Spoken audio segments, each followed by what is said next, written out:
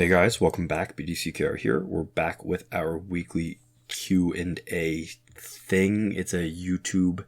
If you're on YouTube, it's a podcast. If you are on a podcast platform, it's whatever format you're currently experiencing this in. This is happening in your ears, the thing I'm saying right now, and maybe something is happening for your eyes also. Even if you're on YouTube, you might not be looking at it though. So there's a funny joke there that I won't try. Okay. I'm not following, but maybe that's better. It's better for both of us.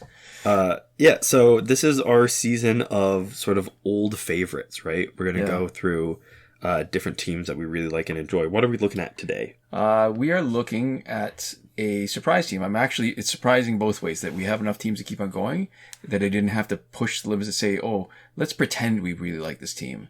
But this is a team that until I played it more and more, I didn't realize just how good it is. Yeah. It is Jessica Cruz Rebirth, John Stewart Green Lantern, and Green Lantern Red Sun. And the reason why I say surprise is because, you know when you play a really good character and you get spoiled by the unique ability that they have. So when you play Arcanite Batgirl a lot, you get spoiled by the idea of not having to worry about getting knocked out. When you play New 52 Wonder Woman a lot, you don't worry about the idea of powering them up, because Wonder Woman powers them up like gangbusters. And when so many of our teams are Hawkgirl and Rebirth Raven, you get spoiled by the fact that you can tag in and out when you want, and that you don't have to worry so much about the other team having power unless they have immunity, because you just steal it. So anytime you play a team, or we play a team, that doesn't have those sort of basic elements, right? I always feel like I'm going to be missing them a lot, even though each team has its own sort of abilities. And she's absolutely great. Her passive is Lantern's Might. Each Green Lantern on her team extends her special attack 2 by 1 hit and adds combat effects. Her combo ender has a chance for Kilowog to put the opponent in stasis with his ring. And we went in a lot of detail about her then in November 16th, 2023, when we last reviewed her. And so the basic stuff we'll get out of the way that a lot of people play is that her basic combos are excellent. Her swipe combo does a little bit more damage, 4 hits instead of 3, and the same amount of damage per hit, so she's doing like 33% more damage. But her tap combo, if you get the combo ender, does a lot more. She does 9 hits instead of 4, and the last few hits are actually more than the usual amount of damage, so you do like huge, way more. Yeah, like almost 4 times as much damage. Yeah. So you can see us taking advantage of this pretty much every time we tag in, when we are almost certainly getting the combo ender, as compared to in the general fight when we only get the combo ender maybe about half the time. And that is a great way to fully power her up to make sure she's got the full 2 bars of power. But really, like, where she shines, the more I play her, the more amazing she is, right? It's her special 2. There's a few characters where the special 2's like way better than the rest of the character deserves to be. And Rebirth Raven is the other character like this. And when they say that each Green Lantern on her team extends her special attack 2 by 1 hit and adds combat effects, it does more than that. Because one of them is the rocket that comes in, and that is 1 hit. But if you get the second Green Lantern teammate, she does that buzzsaw, and it does a whole bunch of extra hits, even when the animation is done, so that, let's say you knock out somebody with the buzzsaw, like really quick or right before it, the next person tagging in will take some damage even though the animation's over. So what's so great about her special 2 is that it has a huge range. I almost want to say unlimited, but I've never really tested it properly. So that means you never need to wait. And that's great when you tag in if you don't need to generate more power. And it's also great when you've finished a special 2, you got your power back from Tattoo Totem, and then you can do another special 2 immediately, no matter how far you've knocked them back. She's literally, I think, the only character that you can chain her special 2 to her special 2. Yeah. Like most other characters, if you do a special 2 right away, it's about half a chance if they're going to block. But her, it feels like every single time, if you just, rarely does it miss, and I feel like it's my own fault for not getting timing right. And what makes her so good too is that because the last one is so many hits and takes so long, Her special 2 lasts pretty much longer than anybody else, I think, when you have the full Green Lantern team. Yeah. So you don't need Hawkgirl, right? Because by the time Jessica Cruz finishes her special 2, she's so close to tagging out or being able to tag out that she's not really vulnerable. Right? She doesn't sit there and wait for her chance to get out. If she doesn't happen to knock a person in front of her, she's got no power. And it does plenty of damage. As you can see in one video against a no crit Red Sun Green Lantern, he's got more than 100,000 health. And with Quake Engine, we are knocking him out, even though we can't do any crit damage. Yeah. I mean, it's pretty darn spectacular. It's about as good as you can ask for, right? It's not like right at the very best of everybody, period, but it's very close, right? It's in that upper echelon of great.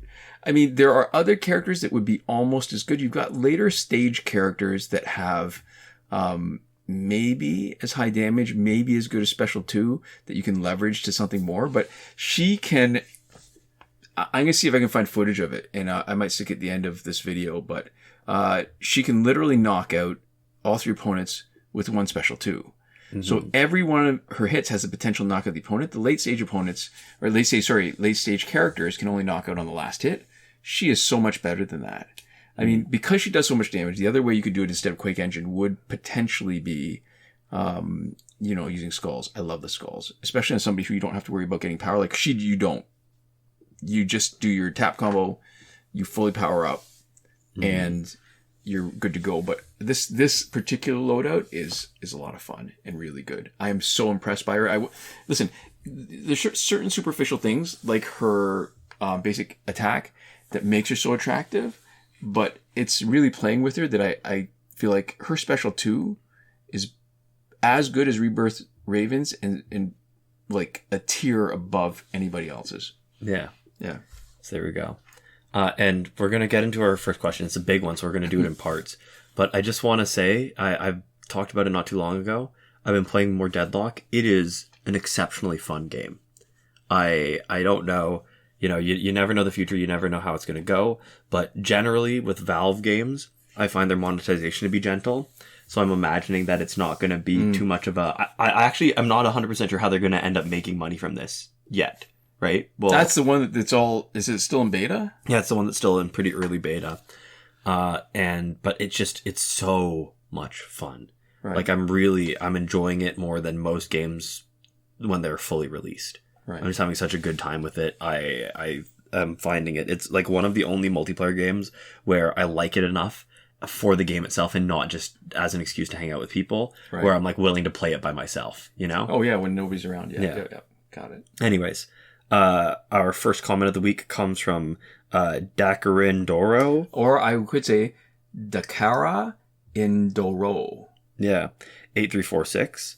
Yeah, it would be more like Dakarain Doro, actually, if I'm looking at the letters, but I'm probably just pronouncing it wrong. Anyways, they say, hello, hope you are well. Glad to see you're still active and having fun with the channel. Old timer, and then in brackets 2016-ish to 2019 era that recently got back into the game. Recently watched your S-Class discussion videos and went back and watched your multiplayer team building series. Sorry for the length. I have some questions on the most efficient, and then in brackets time, coming, and in-game energy, way to build my account to bonus battle 6, then 5,000 per match on multiplayer.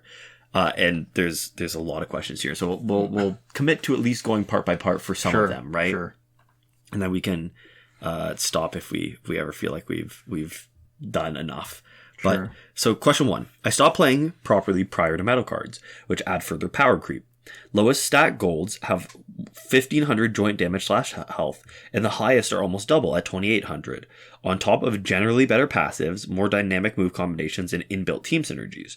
Prior, there were top meta cards like Flashpoint Batman and Injustice 2 Superman most infamously. Then below were, quote, former top meta cards like Raven, Killer Frost, Arkham Origins Deathstroke, and below further dated cards like Arkham Origins Batman and Shazam. Then below that there were cards that were usable but had to be set up properly to function, like Batman Returns Catwoman, Man of Steel Superman, Arrow Green Arrow. Anything below was a challenge to use in multiplayer mode. How much further has this shifted? It's interesting. I don't know so much that it's shifted further. Oh, that's our cat sneezing. Yeah. And then Google answering. Yeah, for some reason. Yeah, All right, okay. so it's probably easier to answer this question. Bless you. It's probably easier to answer this question by breaking down into different cards, but Dakara has mentioned, but it's I don't think it's shifted in the way that it used to, where it was like a power creep issue, but it's shifted in the way that you approach the game. Yeah, because I think importantly, the 5,000 multiplayer reward, right, used to be a hard bar to hit.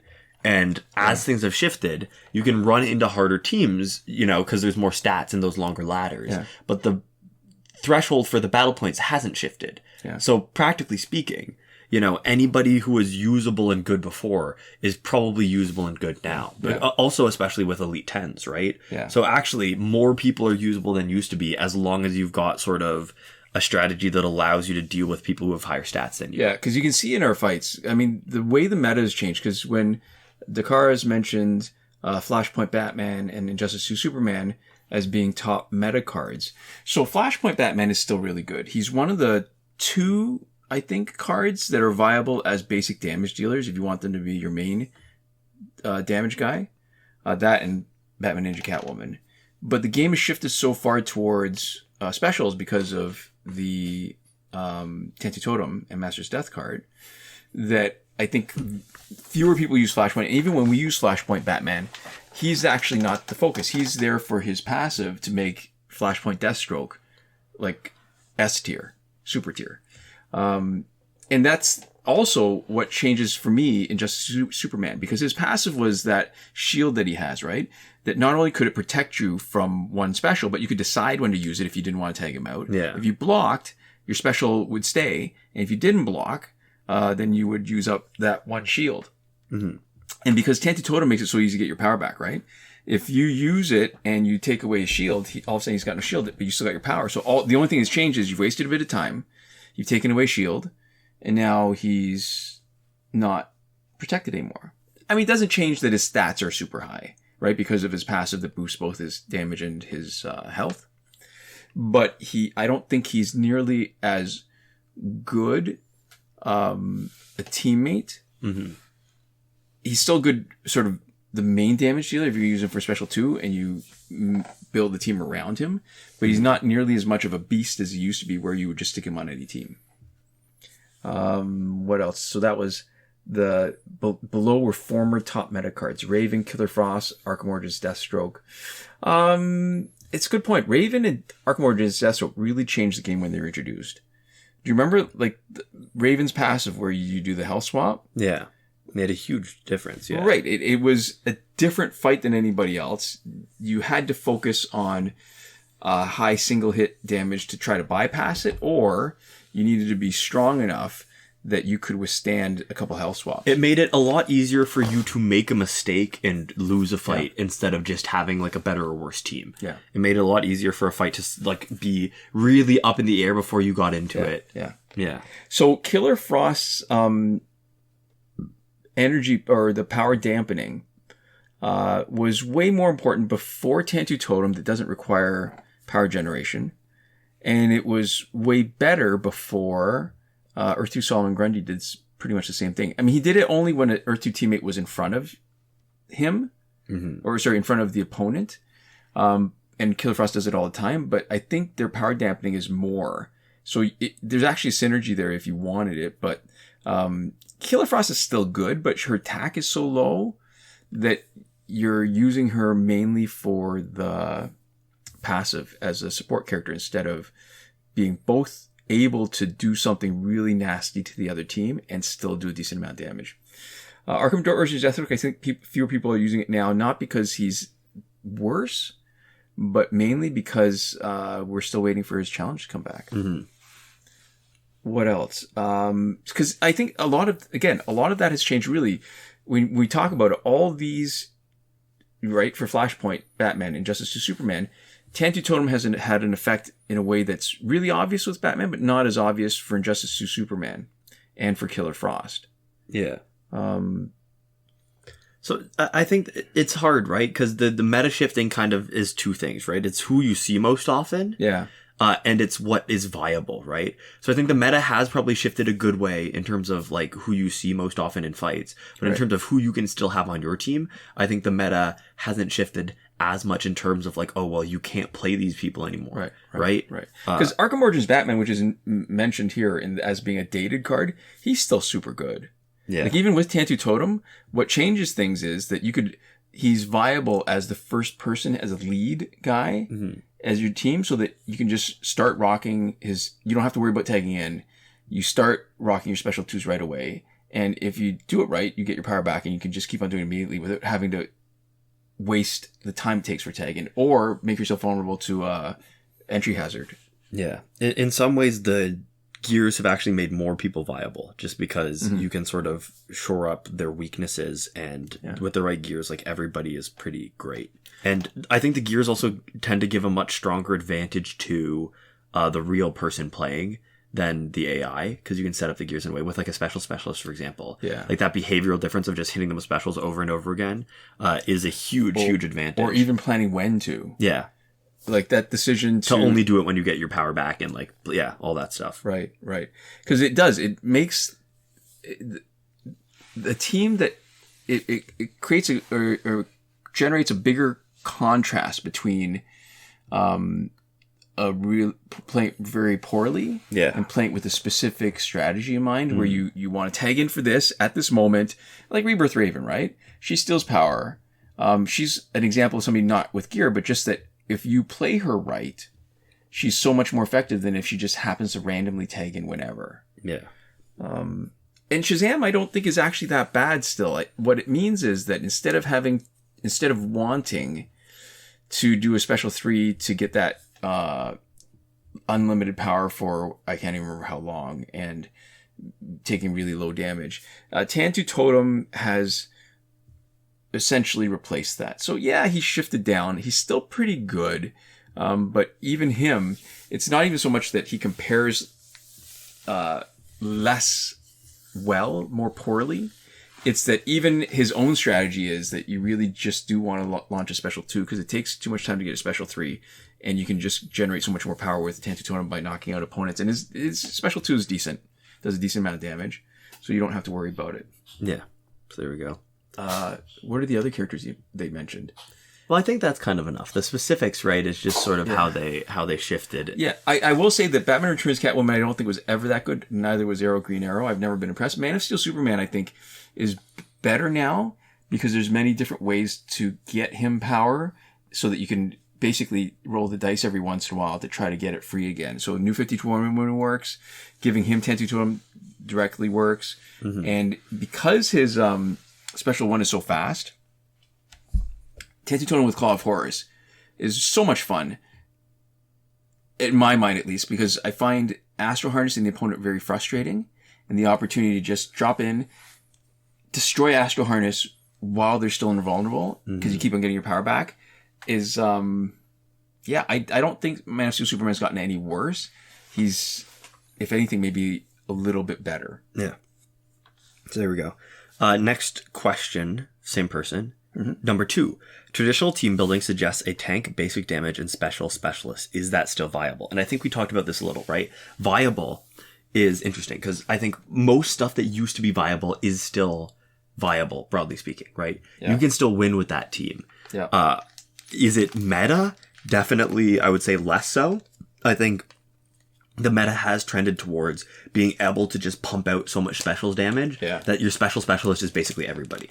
That you want something to make it so that broadly the thing that you want is to be able to swap out from your special specialist and swap back in, right? Because if you have Tantu Totem Master's Death card, you're just coming back in to generate new power, or you need to swap out to knock out hit by something, right? You need somebody else to absorb a hit for you. Right. But I don't think as much it needs to be a tank now. I think, a tank is nice. A tank is one way of doing it, but the way that we play, at least, we're pushing for speed, right? And you can always push things faster by having you swap in faster instead of having somebody sort of sit there and take damage for longer. Right. I think those are still the 3 main categories, and it's more of a mix and match. It used to be that if you just had all 3 covered, that was a really good balanced team. I mean, talk about balanced team. I think one of the common strategies that's become popular is to have one character on your team that completely outclasses everybody else. Yeah. Does all the damage. And I think the terminology for it is a carry. So they're carrying everybody else. Yeah. But I think the what you could throw into this is, out of the 4, a tank, a basic damage dealer, a special specialist, and another special specialist. Yeah. If you take any 3 of those 4, I think that's actually a more useful team. So viable, yes, in terms of you can win with it, but in terms of the better team, you don't need both a basic damage dealer and a tank. Yeah, and I also think that generally speaking, for online, for offline play, I think basic damage dealer makes more sense, right? Yeah. And a tank also makes more sense, right? Just because of that natural ebb and flow of whoever's pumping out the most damage in basic attacks is getting less specials off. Yeah. Notwithstanding if you have like a really good gear setup, because I think that does change sort of how easy it can be to farm. Right. But broadly, you kind of, for online multiplayer, you mostly just need that special specialist, right? And basic damage tends to not make a ton of sense for most cases. So I think basic damage dealer out of these is probably the worst. And I think I would also add sort of something to these more than you did, which is like a utility character, right? Like a character that is supporting somebody else in some meaningful way, right. Either like buffing them, or if we're talking about Hawk Girl for this fast swap outs, right? She's not really a tank, but she's doing, broadly speaking, what you would expect from a tank, right? But in terms of a role. In the role she does, we want her in for that passive, so that's why we use her as a tank. Yeah. Because she's not great as a basic damage dealer. But she, you're gearing her a little bit as a tank, but she's really not super. We're not using her like a tank, really. Well, I would make the opposite argument, because remember when we used to do the teams with Raging Green Lantern? I mean, it's like that, where he was in there for the power generation boost. Yeah. But we geared him like a tank, and we did some demonstration videos where he said basically he's not a tank by nature. But we geared him to be one, and he was really good as one. That's fair. So I guess often what you're saying is that utility character is serving as the de facto tank, just on gear level, if nothing else. Because here's the thing. You can't just leave him in for nothing. Well, you can, but it makes your team less effective. So we don't usually bring in a character with a passive like that without making them something.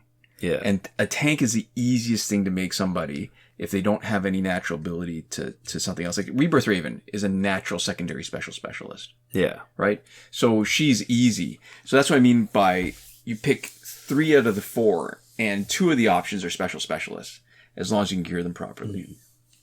Mm-hmm. And so even who's our best team?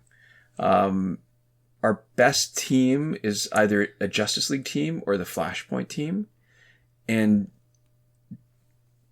Flashpoint Deathstroke is the special specialist. Flashpoint Batman is the basic damage dealer. And Aquaman is sort of a tank, but we usually gear him like a 3rd special specialist. Mm-hmm. Because of his ability to cause damage over time. Yeah. And he is basically, so yeah, I think maybe 2.5. I mean, it's the least important to drop is the tank. Mm-hmm. But it is still viable, still useful to think about. But it's not the current meta, I would say, to have one of each. Or maybe not even necessarily the meta, but not the current sort of optimal strategy. Popular strategy. Yeah. I think because if your special specialist is good enough, it almost doesn't matter what the other guys are. Yeah. Mm-hmm. Yeah. So there we go. So question part 3 is, in most videos, every team is built around specific gears as more important than even the characters. Specifically, multiplayer gears such as Astro Harness, Ibis Stick, Tintu Totem, Deathcart, Cloak of Destiny, etc. I'm sure you know the ones. How big is the gap from these to other gears? And so this is... In what units? How do you measure? Yeah. I would say that it's... The ways that you think about it is how big is the gap in terms of how much better does it make your team, right? How much faster does it make you win fights? How much more consistent does it make it? Yeah. And so I would say that these gears make the fights way more consistent. They make the fights faster. They're really good. The gap is, I think the lower tier gears remain playable, right? Yeah. They are enough for you to win fights, but they if you're struggling for some fights, they'll make you struggle harder, right? It does make sort of a quality of life difference, right? There's the idea of like sort of like 50 versus 55% more attack, where you might not notice it because they'll be dead in basically the same amount of time. Yeah. This is not that. They change sort of the tempo and feeling of the fights when you have them. Well, I'll point out one thing, right? Like, if you don't have Tantu Totem, then all the stuff we talk about where the meta is specials, it almost goes out the window. Yeah. Because the power generating gears that boost it a little bit aren't enough. They're not enough, yeah. Yeah, to change the flavor of it. I mean, what happens with Tantu Totem is there's a whole host of characters whose passives suddenly go from being practically useless to game-changing. Yeah. So I guess it depends, because if you don't have Tantu Totem, I think there's actually a lot of 2.5 and 3.5 star gears with basic damage boosts that are important, because your strategy for fighting then by default goes to basic damage, and then you have to optimize that instead of trying to worry about doing specials, because if you do, you're still going to be struggling to generate enough power to do the good specials or do enough of them. Yeah. So really, like, if you don't have them, it's fine, right? You can still win multiplayer games. You can still, but they're different. They will probably be at least a little bit slower. And once you have them, unless you want that sort of mechanical variety, there's no reason to not have them on basically any team you're putting in, right? Yeah. So it's hard to know exactly what you're asking for. I would say in terms of more important than the characters, that's an interesting question, because I think in some ways they are more important than the characters, right? Where you can make almost any character viable and play in kind of a similar-ish way, right? Like, it often matters more than the passives in terms of informing how you're playing. Having Tantu Totem and Master's Death Guard on, like, there's a certain homogeneity, a uniformity to the playstyle that you don't get when you don't have these gears on, right? Yeah, and then I think because how much Tantu Totem requires you to be tagging in, I think Hawkgirl becomes less important. She's still important, because when you have 3 different roles for your players, right? You want them at the appropriate moment. You want the tank in when you need a tank. You know what I mean? And you want the tank out as soon as you've got the power to do a special, but you might not have that option available to you if you don't have Hawkgirl. Yeah. So yeah, you're right. It is very interesting. What were we talking about? I had a point. I'm losing it. In terms of like the gear being more important than the other characters and the way that it homogenizes. Yeah, I think so. And there's certain characters. It also changes how, because of that, it changes how important characters are. So when we did like season 11, so Hawkgirl becomes so much more important. Rebirth Raven becomes so much more important. Batgirl doesn't change because of that, but she is still really good, despite the existence of Tantu Totem. Having those 3 bars of power spread across your team right at the beginning, still, it's wild that it still has such an impact, that she is good, but it's not just her passive. Because she's got that special one. The stun, yeah. That has the potential, right, that you can leverage it with Cloak of Destiny. Mm-hmm. That means that she still, in my mind, she still hasn't dropped from being pretty top tier, despite the shift in the meta. So she's interesting. If you increase your stun damage, she's sort of a self-sustaining engine, right? You don't need somebody else to make her good. Yeah. She starts out really good. She can drop it into a massive amount of damage just by being herself with one piece of gear. Yeah. So I do think that there's also always been gears that change how you play certain characters. I think the distinction here is that these gears change how you play almost any character, because the best gear setup for them includes one or multiple of these gears. And when you have them, it changes how you play pretty significantly for that character. Yeah. Do you want to do maybe like one How more? much more? Wow. There's a lot. Question. Yeah. So they say in online, these gears kill my weak cards, bad gears under upgraded specials more than anything. And so these gears, I assume they're talking about the gears that we were just talking about. Right. So low level top meta cards with great synergy and 450 in gear score kill me consistently, even in standard. Are the 12 survival plus Ra's al Ghul's daggers still competitive? I have 4 of the 13 and 3 other 3-star gears. What are the best non-multiplayer gears for team building? Do 4th World set, LexCorp set, League of Assassins sets, Ra's al Ghul's dagger, and basic damage character gear still hold up well? Because realistically, I'm not making top 5 for anything good for a while. So I think there's a couple things here. One, you will probably, if you're getting beaten, do better to drop your team sort of battle point ranking to a level where you can have better gears than the people that you're fighting against. Or at least comparable gears. Yeah. So you want to sort of drop, even if you get less battle points for it, to a level where you can win consistently, because those lost fights are slow and they drag out. Your goal is to just get more per minute of play than anything else. And I would say that in terms of holding up, right?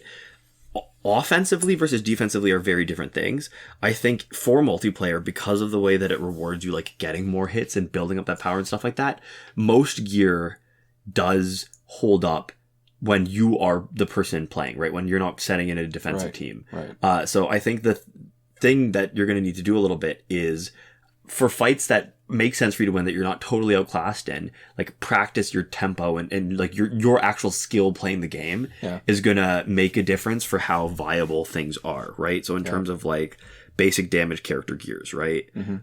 Those things are viable, but you need to make sure that you're taking the most advantage of them to make them viable. And so that might be picking a lower team and whatever else. It's hard to know in terms of what are the best non-multiplayer gears for team building, right? Well, I will say, I'm going to say something about the survivor gears. I think if you don't have Tantu Totem, the survivor gears matter a lot less. I mean, they were a big deal when they came out. They do have the extra abilities with the synergy and stuff. I don't feel like it makes enough of a difference.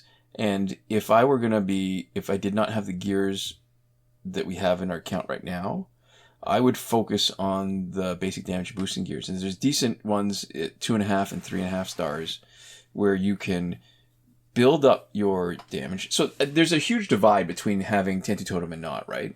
Yeah. And if you have Tantu Totem, you're going to be doing a lot more specials. If you don't have Tantu Totem, you're not going to be doing as many specials. So what you really need to focus on is, what are you actually going to be doing? You're going to be doing basic damage. Yeah.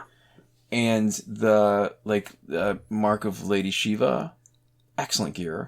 All those, oh god, I'm drawing blank. Even the ones that don't have the crit damage boost, like mutated bone spikes, knife collection, and then the ones with the crit damage boost on top of that, Nightwing's, Netherrealm Kama from Scorpion, Ares' sword. All those things, those are the ones that you need to be focusing on, because you should not be aspiring to the speed of the kind of fights that you have with the special specialist. Yeah. But then you need to have the basic damage, so it's a little bit slower. But it's consistent. But you're still winning. Yeah. So this is, I think, the same kind of conversation of viable versus meta, right? A lot of these older gears are not meta anymore, and there are better options if you have access to them. But a lot of them are still viable, and it's just thinking about ways to make them viable, right? So it's either being a little bit more thoughtful about what team you put them on, dropping the level so that you are not getting beaten consistently by things that are like teams with better gear than you, like way better gear. Right. And then sort of working your way up and building that skill. So I think definitely the thing that you should be going for is the most battle points that you can win consistently, where you're not running into any of those long, grueling, drawn-out fights, right? Right. And the easiest way to do that is going to be to drop down the stats of your teams that you're putting into online multiplayer for now. And also, I think you talk a little bit later that you're not expecting to be in the top 5% for a good while. And so thinking sort of critically about what rewards you even want, right? Because online multiplayer rewards are nice, but they tend to be pretty slow drip fed. So other than the gears, that you want specifically for like the characters and stuff, they're not going to be usable at a high level for a while anyways. Okay. So just really thinking about getting those key rewards for you that are going to make a big difference and not focusing as much. Tantu Totem is the one, if you're going to kill yourself 1 week just playing so much to try to get even one copy, Tantu Totem is it. So there we go. And I think that's a good place to end it off. We might come back to this next week. I'm not going to make a promise yet, but there's more stuff to talk about here. And what I want to say about this question is I love this question, because the general form of it is, I just started playing again, what can I do? Yeah. And it's too broad and too open-ended, and there's a certain work involved in thinking through how you want to answer the question. So what I love about this question is, there's enough detail for us to chew. And they've also researched it a little bit. They've watched our other stuff. And sometimes I like to have mindless questions where I don't have to think it through and plan. You know how sometimes when you plan out, say, an essay, you think about the kind of things you want to say. Yeah. This I love because I can just react to some of it, and there's enough meat there that it can sustain itself, sort of, you know? Mm-hmm. I don't know if that makes sense. So thank you for your question. Yeah. Yeah. And and you know what? If you can tell us how to pronounce your name, that'd be even better. Awesome. Yeah. So to finish up, we'd like to give a huge thank you to our patrons on Patreon. That is Michael Devries, Irvin, Ruiz, Hoshi127, and Nora Klimek on the credited level, as well as everyone who's gotten to this point, hung out, and listened to us yap at you for, more than half an hour. Thank you for your support. We'll see you next time. Komoda.